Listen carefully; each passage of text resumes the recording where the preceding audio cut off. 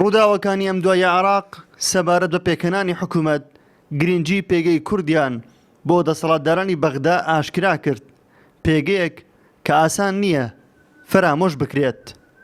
سەرۆکی فراکسیۆنی پارتی لە ئەنجومەنی نوێنەرانی عێراق گەڕانەوەی ئەم پێگەی کورد لە بەغدا بۆ یەکریزی و یەکهەڵوێستی لایەنە سیاسی کوردستانیەکان دەگەڕێنێتەوە. هەندی هەرێما کوردستانی و فراکسیۆنên هەرێما کوردستانی هەلبەغدا یەکدەنگ بن ئەم شێن gelek destskefta و destê xwe bînin.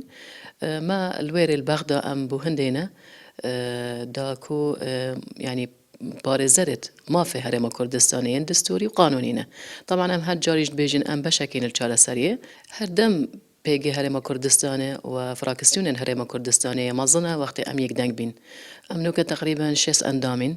طبعا 6 اندام بينا كتله هر مازن اتناف برلمان عراقي دا لما اگر برتو بلا بيم تايبتي راستي قالك يعني دسكفتش دستي ماتشن و اگر هاتو ام يكدنگ بين ام شين قالك دسكفتا بو هرم كردستاني بينين طواوي لأن سياسي كردستاني كان لبرانبر علاوي دا خاوني كالويز بون بلام تاودراني سياسي لو بروادان نابي خودي يكريزيكا آمانزكا بي بلكو دبي يكريزي رقيق بي بۆ بەدەستهێنانی ئامانجە نەتەوەیەکان.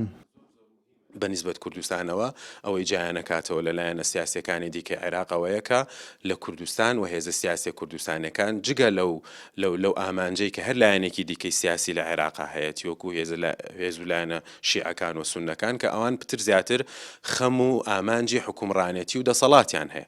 بەڵام هێزە سیاسی کوردستانەکان جیاواز لەوان خەمێکی گەورەتر و ئامانجێکی گەورەتر ئەویش ئامانجی نەتەوەییە و ئامانجێکە کە خەباتێکی 100 ساڵە و زیاتریشی لە پشت ئامانجە گەورەکەی کوردستان ئەوەیە کە ئێمە هەم ئامانجی حکومڕانەتیمان و چۆنێتی پرۆسەی دیموکراسی و بەڕێوەبردنی ئەم وڵاتەوە هەیە و لە پاڵ ئەوەشرا ئێمە ئامانجی گەورەتر لەوەمان هەیە ئەویش خەباتکردنە بۆ بەدەستهێنانی ئامانجە گەورەکانی گەلی کوردستان کە ئەمەش بە بێگومان وەکووتم بە یەکڕێزی و بە یەکدەنگی نەبێ بەدینایە.